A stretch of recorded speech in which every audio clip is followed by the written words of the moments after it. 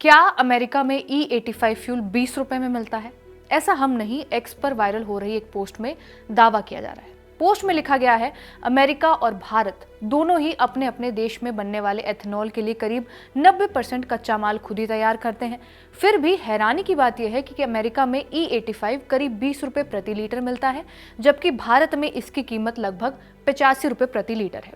यानी प्रोडक्शन एक जैसी होने के बावजूद भी दाम में इतना बड़ा फर्क है। इससे साफ लगता है कि कहीं ना कहीं ज्यादा मुनाफा कमाया जा रहा है और शायद इसलिए E85 को जोर देकर बढ़ाया जा रहा है। इस पोस्ट को 38,000 व्यूज और 1,000 लाइक्स मिले हैं।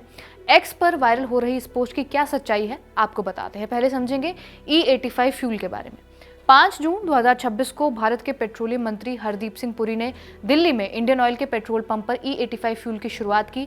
E85 फ्यूल में 80 से 85% एथेनॉल और 14 से 19% पेट्रोल होता है। दिल्ली में E85 की कीमत 82.12 रुपए प्रति लीटर रखी गई है, जो कि अभी बिक रहे E20 पेट्रोल से करीब 20 रुपए सस्ता है।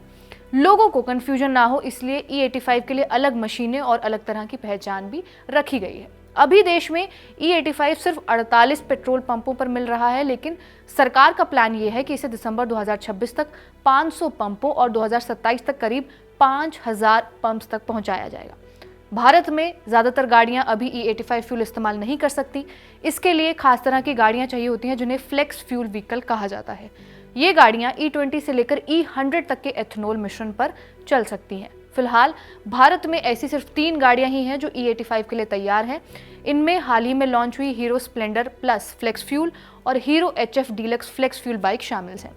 4 व्हीलर की बात करें तो मारुति सुजुकी जल्द ही अपनी वैगनआर का फ्लेक्स फ्यूल वर्जन लाने का प्लान बना रही है और आगे चलकर टाटा मोटर जैसी कंपनियां भी ऐसे मॉडल ला सकती हैं। अब बात करते हैं अमेरिका की कि क्या वहां पर 20 रुपए में E85 बिकता है या फिर नहीं। E85 फ्यूल अमेरिका में पेट्रोल से सस्ता है।